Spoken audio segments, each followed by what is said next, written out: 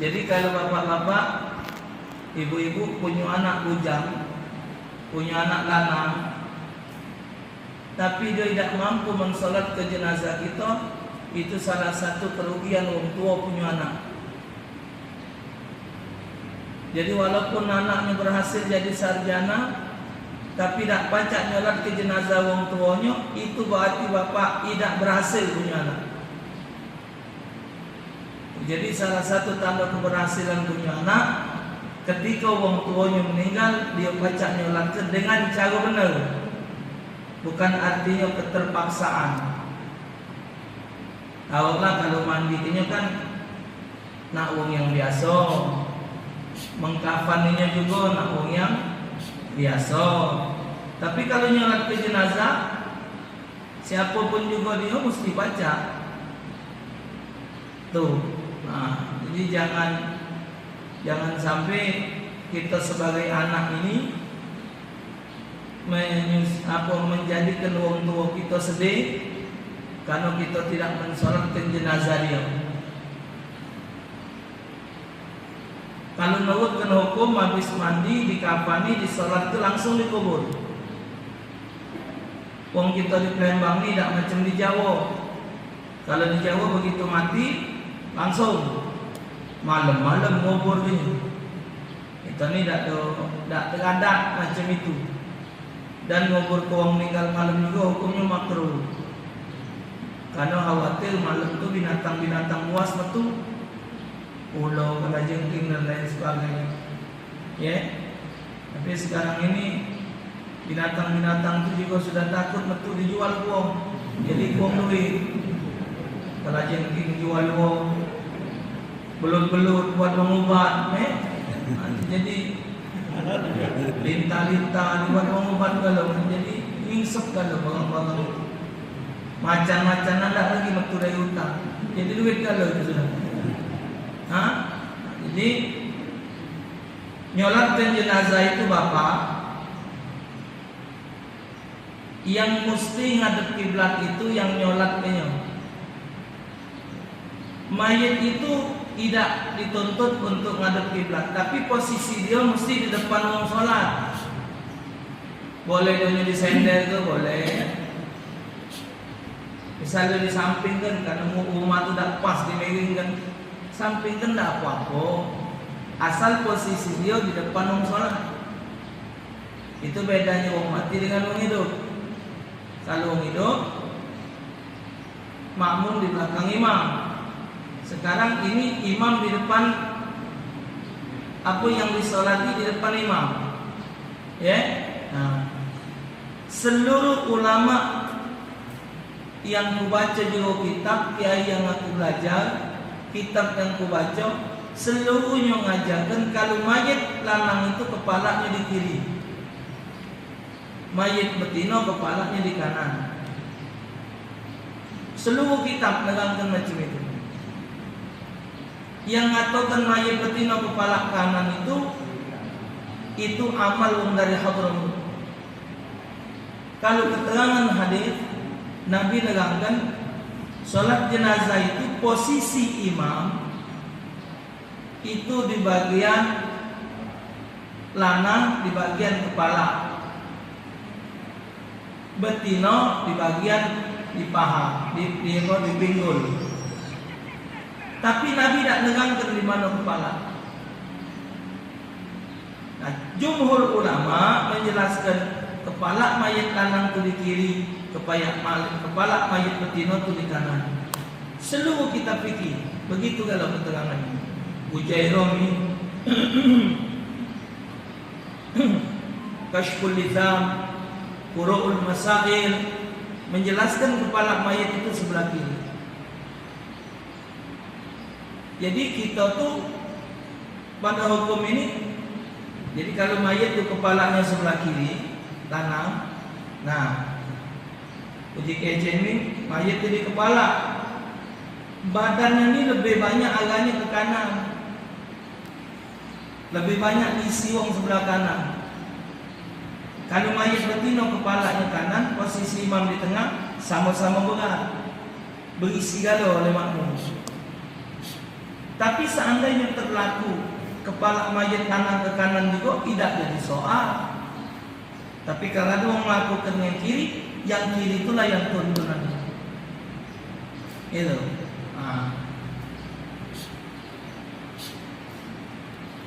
Rukun salat jenazah ini berdiri bagi yang mampu, niat 4 kali takbir, 3 baca salawat setelah takbir kedua, baca doa setelah takbir ketiga, takbir yang keempat salam. Tertib. Jadi niatnya kalau nak bahasa Arab ya bahasa Arab, tapi niat pakai bahasa Indonesia jadilah sajaku nyolat ke masjid ini. Fardu karena Allah, tak dipakai kifayahnya tak usah disebut. Sajaku nyolat ke masjid ini fardu karena Allah. Nah, ketika di bahasa Arabnya berubah dia. Usolli ala hadzal mayyit. Ala hadzal mayyiti itu lanang. Usolli ala hadhil mayyita itu betina. Fardhon lillahi ta'ala. Ngapa tidak mayyitati? Mayyitatun itu artinya cuma sikok, bangke. Jadi kata sebagian di kitab disebut tidak usah pakai hadhil mayyitati, cukup hadhil mayyita. Kalau lanang mayyiti. Kalau nak pakai bahasa Arab, bahasa kita baik. Sajaku nyolat ke mayit ini fardu karena Allah, makmuman atau imaman karena Allah. Allahu Akbar. Sudah takbir. Macam Fatihah itu tidak ditetapkan di mana. Boleh di takbir kedua, boleh di takbir ketiga, boleh di takbir keempat. Tapi takbir yang kedua harus salawat. Allahu Akbar, tidak boleh dirubah, bacanya mesti salawat. Allahumma shalli ala sayyidina Muhammad, cukup. Yang bagus baca salawat tahiyat akhir sampai majid. Kalau tidak pendek, Allahumma shalli ala sayyidina Muhammad jadilah. Allahu Akbar. Doa khusus bagi mayit. Allahumma ighfir lahu warhamhu wa'afihi wa'fu anhu. Waghsilhu bil ma'i wal thalji wal barad, yang panjangnya. Yang paling pendek bagi Allahumma ighfir lahu warhamhu jadilah. Tidak susah-susah. Allahumma ighfir lahu warhamhu sudah. Tapi dah Allahumma sudah, tidak usah pakai sudah. Maksudnya duit kok itu baik. Allahumma ighfir lahu warhamhu. Tidak usah, dah pakai sudah. Dua tu baik. Sudah mencukupi. Ya, yang pasangan wa'afihi wa'fu anhu wa akrim nuzulahu wa asyamadu falahu wa ja'alil jannata maswahu wa ghsilhu bil ma'i wal thalji wal barad wa naqqihi minal khataaya kama yunaqqal thawbul abyadu minad danas wa abdul daran khairan min dari wa ahlan khairan min ahli wa terus. Allahumma ighfir li hayyina wa mat, terus panjang. Tak usah ada wong-wongnya. Kalau apa salahnya kali tidak. Allahumma ighfir lahu warhamhu jadilah. Betina Allahumma ighfir laha warhamha jadilah. Kalau dia budak kecil saja ku nyolat ke mayit budak ini karena Allah. Kalau Arabnya usolli ala hadza tifli karena hadhihi tiflati betina fardhan lillahi ta'ala. Indonesia saja ku nyolat ke mayit budak ini karena fardu karena Allah. Bacanya sama, cuman ditambahi Allahumma ja'alhu faratan li abawaihi wa sarapan udhukhran idhaman syafi'an terus. Tapi pendek deh. Allahumma ja'alhu faratan li abawaihi sudah. Atau Allahumma ja'al faratan li abawaiha jadilah. Takbir keempat Allahu Akbar. Takbirnya rukun, doanya sunat. Jadi kalau tidak dibaca doanya tidak apa-apa. Kalau doanya sunat, takbir keempat kalau orang tua kita meninggal, kita ganti Rabbil Fili wal Walidayah, boleh. Jadi yang salawat dengan doa tadi, Fatihah tadi umumnya ditaruh di takbir pertama umumnya. Tapi kalau dia nak ditaruhnya di takbir keempat tidak apa-apa. Karena yang penting hukumnya baca Fatihah di mana tempatnya jadi. Kalau misal terjadi, tapi umumnya di takbir pertama. Selesai tangan tetap macam ini. Assalamualaikum warahmatullahi sunat nambah wabarakatuh.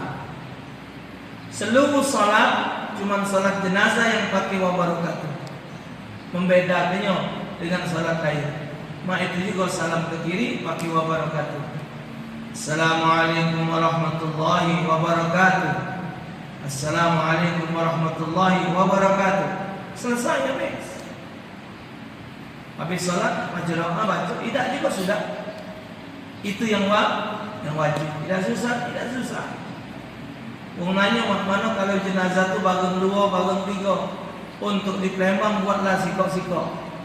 Sudah sikok lagi. Sudah sikok lagi.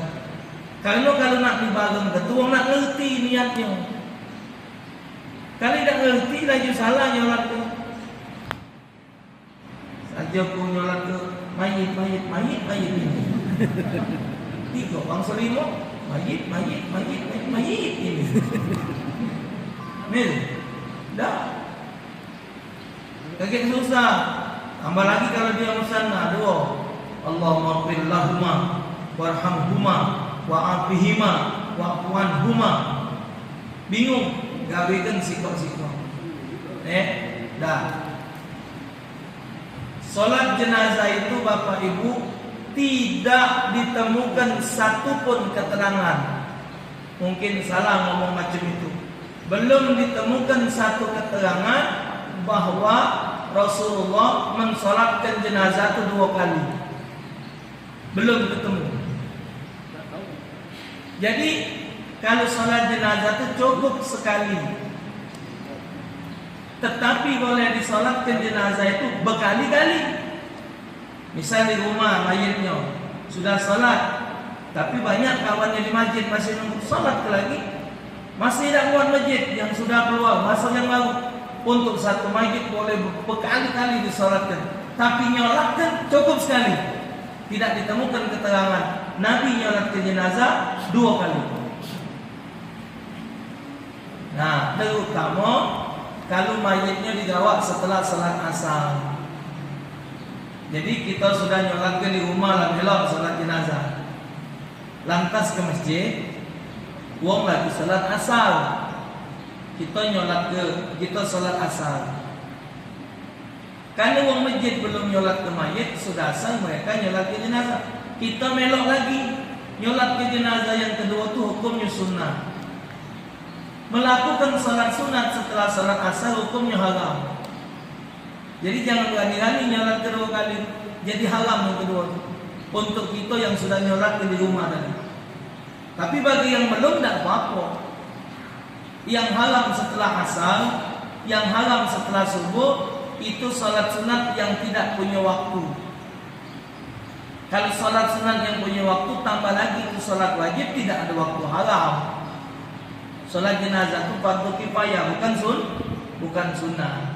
Selesai.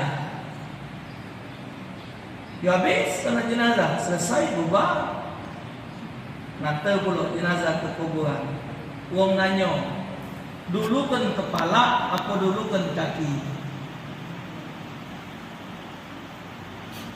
Kalau didulukan kepala, itulah yang terjadi selama ini. Kalau nak dihalusi pelajaran kaki dulu kan. Kalau dia yang waktu berangkat ke kuburan kaki dulu, kalau dibahasakan kita, dia ni ridha dia nak nemui ajal. Dia ni memang sebab kapan kaki dulu tegak ke laju ni, melok. Kalau kepala dulu, wong pergi dia balik. Nah, balik dulu. Wong laju ni, dia balik, coba tegak kan. Nah, wong ke kuburan dia balik rumah. Jadi kalau bahasa kepala dulu baru kaki, artinya dia tidak ridha dengan kematian itu, tidak nerima. Jadi didulukan kaki, kapan ditegak tu memang dia nak menemui Tuhan itu. Sudah ikhlas ridha dia menghadapi ajal. Jadi kalau anak pribadi, Termasuk bapak-bapak saudara nang ini, esok-esok kalau nak meninggal, dulukan kaki, jangan dulukan kepala. Karena anak lagi mau pelajaran. Memang ini pelajaran tidak umum. Ya, cuman kalau dihalus cuma itu bunyinya. Ayah almarhum digawak kaki dulu.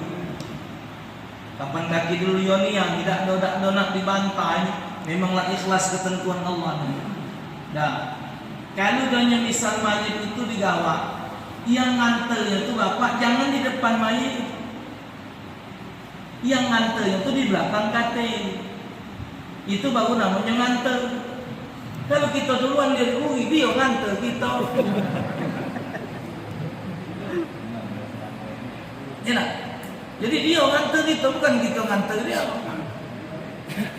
Nah, yang diharamkan ketika nganter orang meninggal itu ibu-ibu melok ke kuburan. Itu hukumnya haram.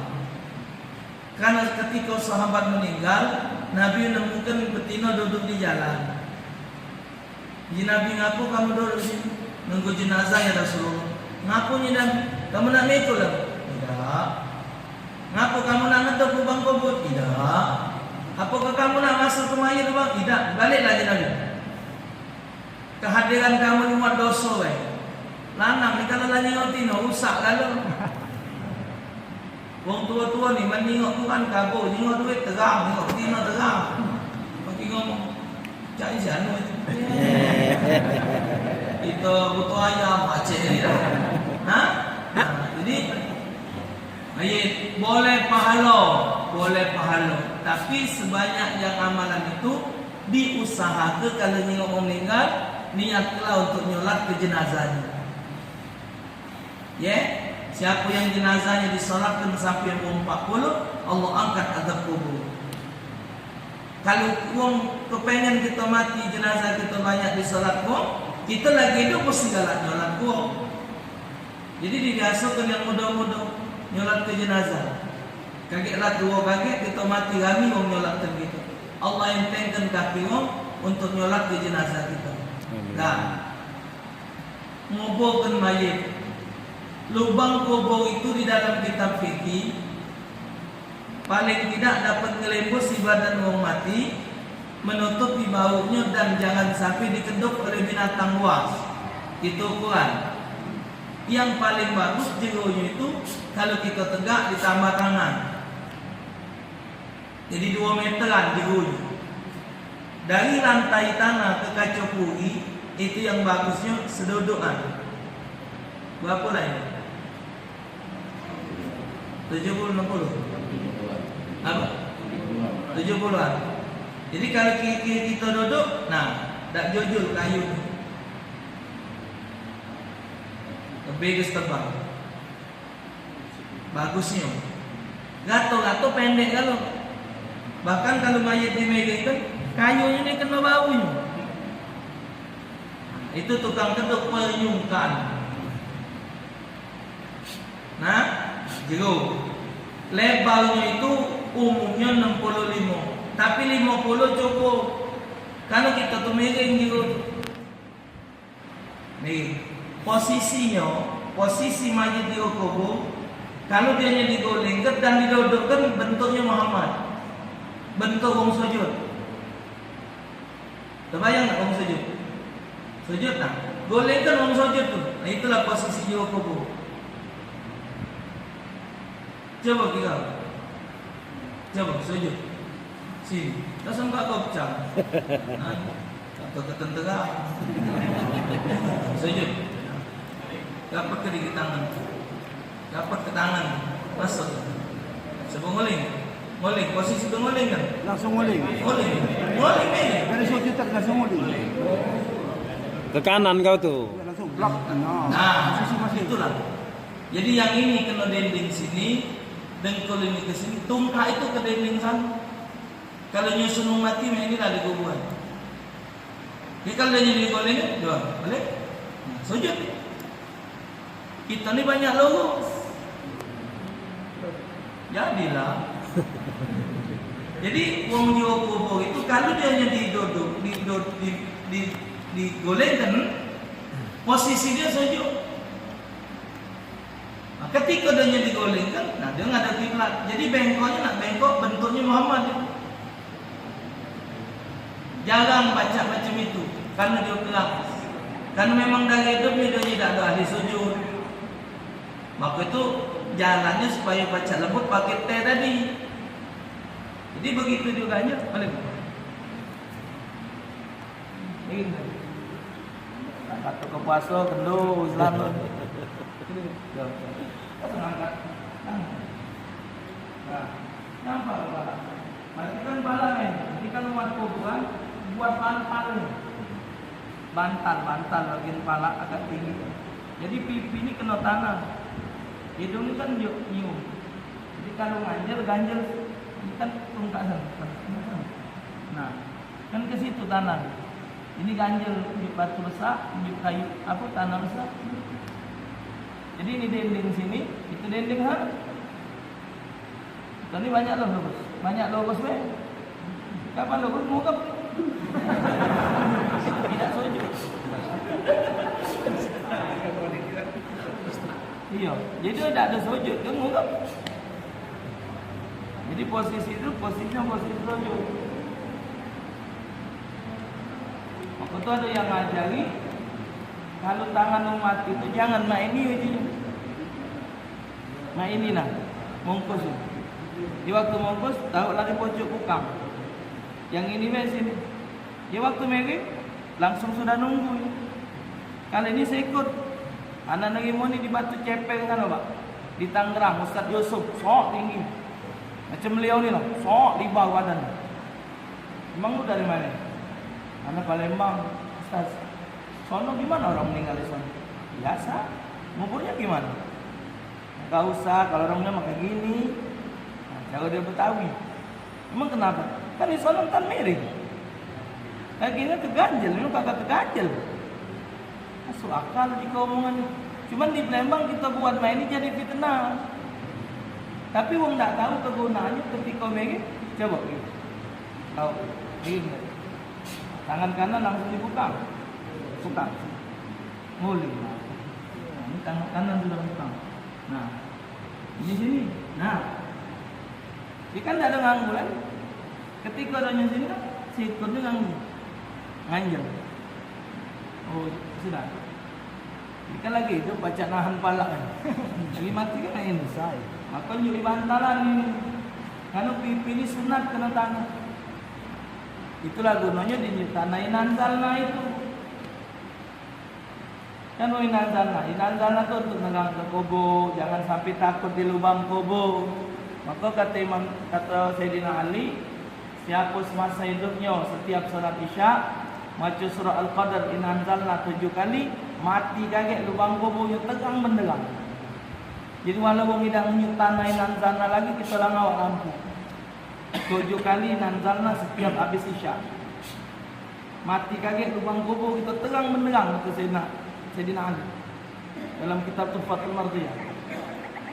Kan kita nanzalna kan ala uang kubur ni. Katik lagi jaga muat itu. Jaga kan? Tak ketemu lagi jaga. Ada budak ni jembenya. Nah, apa iyo? Ina atau ina. Ina atau ina. Nanti ada kata baca. Dah kubur masuk. Lainnya dibuka putih tadi. Maka tu lemak mengumpus tadi, numpuk tadi. Dia begitu muka, nah lagi kalau model muntal,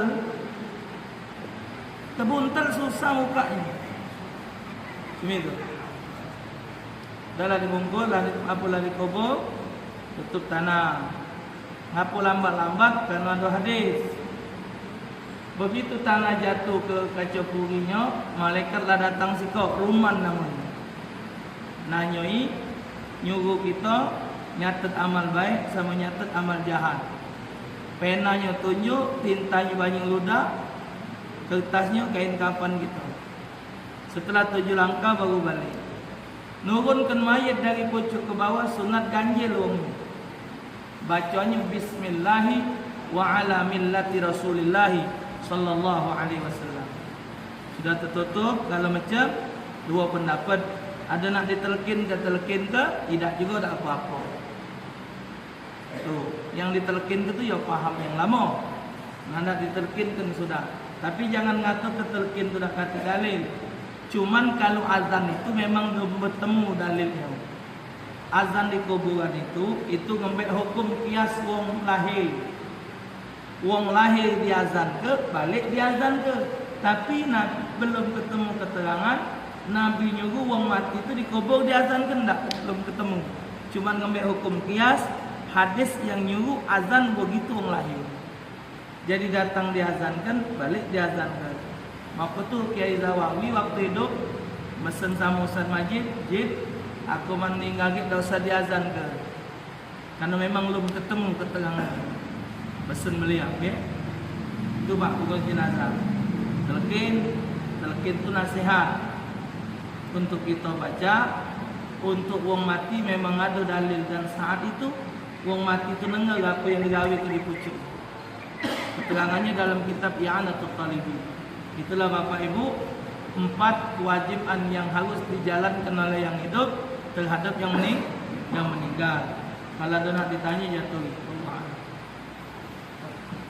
Nah,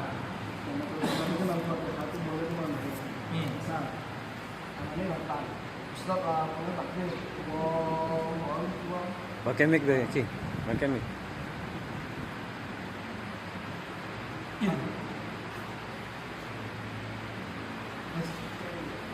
penting lah. Terus lagi naik. Terus Ustaz As-Sa'ad takbir Ustaz Allahu Akbar. Jadi nanti datang Allahu Akbar. Jadi kan anak belum Al-Fatihah. Tahu Ustaz Allahu Akbar selawat. Nah takbirannya kan apa? Cuma Al-Fatihah dia datang. Sudah baca yang dua. Nah, anak takbir keempat karena takbir pertama kan supaya Laju lah. Jelas bang. Jelas bang.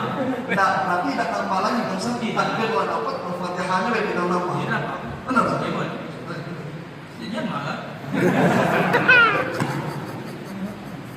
Apa lagi? Ya. Enggak, kasih mic.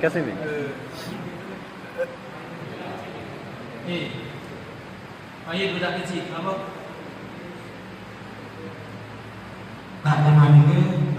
Oh, budak kecil itu tetap kalau dia sempurna bentuk, kalau dia lahirnya kurang dari 6 bulan, jadi kurang dari 6 bulan keluar rumahnya, tahu-tahu dia betul. Nah itu cukup dimandikan, dikafani, dikubur, tidak disolatkan. Nah, jadi cukup dimandikan, dikafani, dikubur, tidak disolat. Kalau yang kurang dari 6 bulan, ya, tapi lah cukup sifat. Kalau budak kecil meninggal belum bersunat, itu tidak diambil ke wuduk, tapi diambil ke tayamum. Kalau kita mengangkat anak wong kafir, anak wong agama lain, kita ambil begitu dia lahir, kita ambil. Dia meninggal sebelum akhir balik, mandi, bungkus, kubur, tidak disolatkan. Kalau mengangkat anak wong kafir, ya. Ada kan ngambil anak wong kafir, ngambil anak. Tapi dia belum balik, meninggal, umur 2 tahun meninggal. Mandi, bungkus, kubur, tidak disolatkan. Karena dia masa baliknya belum masuk masa taklidnya. Tuh. Lagi, ibu-ibu boleh melok nyolati jenazah. Yo.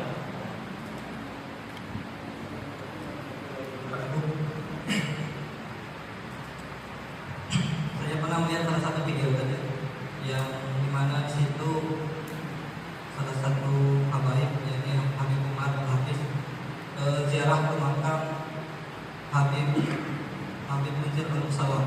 Di situ beliau melakukan sholat mayit. Itu gimana hukumnya? Kalau ada orang meninggal, Tapi tidak kuburan. yo. Jadi kalau ada orang meninggal, orang meninggal itu maksudnya kita sudah akan balik. Di mana video boleh kita nyolat ke walau sudah dikubur. Misal kita berangkat ke Banjarmasin, kita selanjutnya 4 Guru Hijah, kita ngomong siapa? Oh, Guru Hijah itu lama besar. Kapan meninggal? Baru 3 tahun. 3 tahun. Aku ni umur 20. Berarti waktu meninggal aku umur 17. Balik sholat kan? Jadi siapapun meninggal, kalau dia meninggal saat itu kita sudah akil balik, walau dari pojok kuburan boleh nyolat besar. Ya. Ni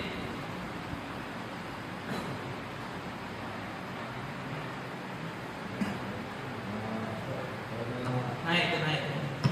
Karena di kampung itu ada yang ini sholat dan memandikan jenazah, ini harus dipeltor. Iya, memang dipeltoni. Kalau memang itu kotoran nak metu. Nah, karena ini kita malah ke tangan kita, ada kotorannya. Nah, yang ini sago metu keras barang ni. Tekan je angin dari pojok perut ni. Betul. Yang nak metu ini. Tapi kalau lubang dogo ni rapat, tak usah ditekan haram hukum. Mandi mati itu kalau gerak ni terlalu kuat haram hukum. Nyakit dia. Orang meninggal itu kita belum tahu pedihnya, sakitnya, roh keluar dari jasad tu macam badannya dicincangin 600 sama pedang. Terbayang tak badan kita dicincangin dengan pedang 600 kali kan? Riwayat lain mengatakan badan kita ni sakitnya roh keluar dari jasad macam kambing di kulit hidup-hidup sirami main cabai. Puji Kiai Abdul Ghani Masagos, sakitnya, pedihnya ruh keluar dari jasad itu sama dengan onto metu dari lubang jarum. Terbayang tak onto metu dari lubang jarum? Saking pedih sakitnya. Maka tu mandi mati tak boleh masing-masing. Nah, tambah. Anak punya guru sak tinggi juga Pak. Giginya ni jempol kan. Hati nanti angkin sangarnya, tapi dia mandi mati, alam lambat. Jadi tangan dia bengkak dah. Apa gini? Sabar dan kapinya harap lebih sakit untuk. Maka itu wong kampung dingin wong tua dulu. Kalau nyika mau mati kalau juga tak. Nah ini tangan ini banyung. Jangan langsung kena sakit. Jadi tangan dulu. Kenapa jika mau mati pakai selawat? Biar tidak rasa sakit banyak. Itu. Jadi yang itu tuh jangan dipaksa. Kalau dipaksa lah, ya. Maksud, ini loh. Nanti balik gitu. Nah, aja. Petet.